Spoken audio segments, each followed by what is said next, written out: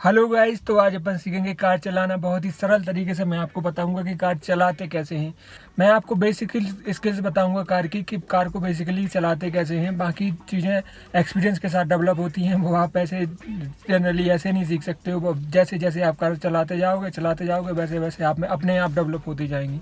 तो चलिए शुरू करते हैं। तो आप गाड़ी के मैकेनिज्म को तो जानते होंगे।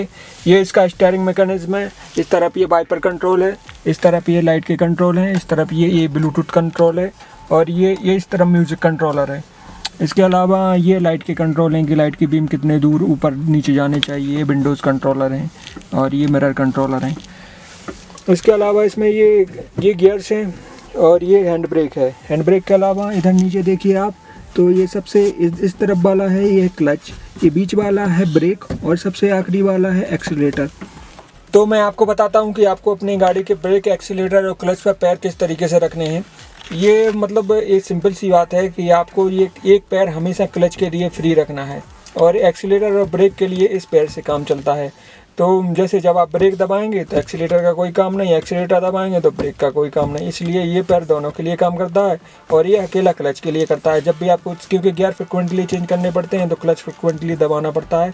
और आप गाड़ी रोकने से पहले भी आपको सबसे पहले क्लच ही दबाना पड़ता है, उसके बाद ब्रेक दबाते हैं, उसके बाद ही गाड़ी रुकती है। तो इस तरीके से आपका पैरों का ये सिस्टम रहता है। जैसे आपकी हाईवे पे गाड़ी चलती है ना, तो आप अपने पैर को इस क्लच से हटा लीजिए, लेकिन आपको सिटी में इसको ऐसे रख के, ऐसे बिल्कुल टच करके रखना पड़ेगा, तभी आपकी गाड़ी सही से चल पाएगी। और ये ब्रेक और इसके एक्सीलरेटर का कॉम्बिनेशन चलता रहता है इस पैर से। तो जब आप गाड़ी चलाते हैं तो चलिए गाड़ी को शुरुआत करते हैं। क्या करना पड़ता है, सबसे पहले गाड़ी ये क्लच पे पैर रख लिया, पूरा दबा देंगे, और ब्रेक पे पैर रख के पूरा दबा देंगे।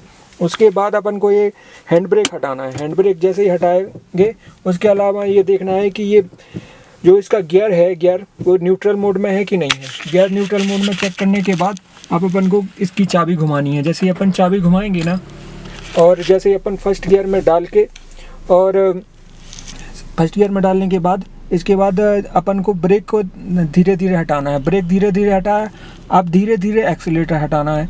जैसे आप धीरे धीरे एक्सीलरेटर हटाएंगे ना, आप देखेंगे कि आपकी गाड़ी आगे बढ़ने लगी है। देखिए गाड़ी आगे बढ़ने लगी है। तो इस तरीके से ये गाड़ी आगे बढ़ने लगती है। अब मैं आपको गियर डालना बताऊंगा कि आगे के गियर कैसे डालते हैं। जैसे आपकी गाड़ी फर्स्ट गियर में है और आपकी गाड़ी आगे बढ़ गई है, आपने एक्सीलरेटर पर पैर रख लिया है। अब आप क्या करेंगे, जैसे थोड़ा सा एक्सीलरेटर करेंगे, उसके बाद आगे गाड़ी जैसे तेज होगी, उसके बाद जस्ट से क्लच दबा के, ये क्लच दबाना है, सबसे पहले क्लच पूरा दबाना है। उसके बाद सेकंड गियर में इस गाड़ी को डाल देना है। उसके बाद इसको धीरे धीरे छोड़ देना है।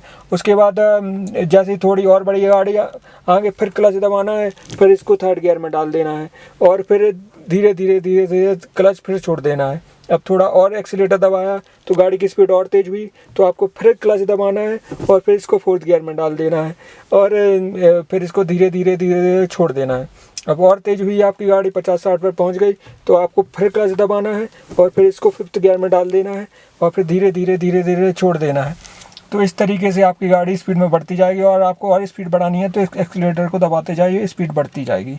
तो इस तरीके से इसके गियर चेंज करते हैं। अब जैसे जैसे आपकी गाड़ी चली जा रही है, आप स्टीयरिंग को इसको एक हाथ से या दो हाथ से संभाले हुए हैं, तो आपको अपनी गाड़ी को अपनी को रोकना है। अब आप अपनी गाड़ी को रोकेंगे कैसे? सबसे पहले रोकने के लिए आपको क्या करना है कि सबसे पहले आपको क्लच दबाना है। सबसे पहले जिस तरीके का वो सिस्टम है ना, सबसे पहले आपको क्लच दबाना है, उसके बाद ब्रेक दबाना है। ब्रेक दबाने के बाद गियर को न्यूट्रल मोड में लाना है। गियर न्यूट्रल मोड में आ गया, उसके बाद सीधा हैंड ब्रेक लगा देना है, और आपकी गाड़ी जैसे ही रुक जाएगी, न्यूट्रल मोड में हो गया, तो बस आपको चाबी खींच लेनी है। चाबी खींच लेंगे, गाड़ी रुक गई। अब बात आ जाती है स्टीयरिंग संभालने की। तो स्टीयरिंग संभालना एक एक्सपीरियंस के साथ आता है। जैसे जैसे आप गाड़ी चलाते जाएंगे, आपका एक्सपीरियंस बढ़ता जाएगा, आपका अनुभव बढ़ता जाएगा। जैसे जैसे उसी तरीके से आप स्टीयरिंग बहुत अच्छे से अपनी गाड़ी को कंट्रोल करना सीख जाएंगे। मैंने शुरुआत में जब किया था ना, तो मेरे से स्टीयरिंग संभलती नहीं थी, ऐसे ऐसे हिलती थी। लेकिन अब मैं एक हाथ से भी चला लेता हूँ, तो ये एक उंगली से भी चला लेता हूँ। तो ये एक्सपीरियंस से ही आया है मेरे अंदर, तो आपके अंदर भी एक्सपीरियंस से ही आएगा ये सब। तो कार चलाने के लिए आपकी 4 चीज़ें होती हैं आपकी बॉडी में। आपके पैर होते हैं 2, दो हाथ होते हैं। तो जो लेफ्ट वाला हाथ होता है वो गियर के लिए होता है, जो राइट वाला हाथ होता है वो स्टीयरिंग के लिए होता है, और जो लेफ्ट वाला पैर होता है वो क्लच के लिए होता है, और जो राइट वाला पैर होता है वो ब्रेक और एक्सीलेटर के लिए होता है।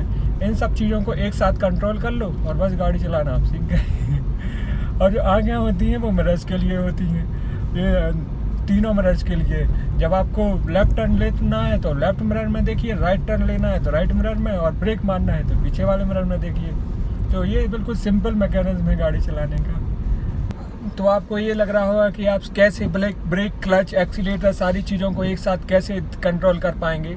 तो ये सब चीज़ें एक्सपीरियंस से आती हैं। जैसे जैसे मुझे एक्सपीरियंस बढ़ता गया सब चीज़ें अपने आप कंट्रोल होती गई। जब मैंने शुरुआत किया था ना, जब मैंने इसको चलाना ही सीखा था ना, तो शुरुआत में तो मुझे कुछ समझ नहीं आता था, लेकिन फिर धीरे धीरे अपने आप मैं चलाता सीखता गया। तो आप भी जैसे जैसे आपका एक्सपीरियंस बढ़ता जाएगा तो आप चलाते सीख जाएंगे। और जैसे आप सड़क पे आते हैं, जैसे आप किसी भी तरफ मुड़ रहे हैं ना, तो ये ध्यान रखें कि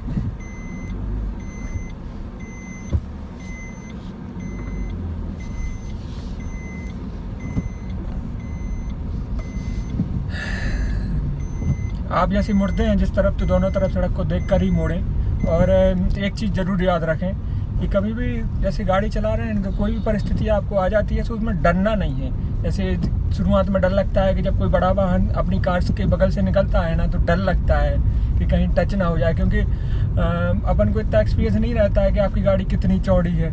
और सड़क के हिसाब से अपन को लगती है कि गाड़ी ज़्यादा चौड़ी है, सड़क ज़्यादा छोटी है। तो अपन लोगों को जब तक जैसे जैसे एक्सपीरियंस आता जाएगा वैसे वैसे आपको। और एक चीज़ ज़रूर ध्यान रखें कि जब आप मोड़ पे गाड़ी चला रहे हैं ना, तो गाड़ी को बिल्कुल धीमा कर लें।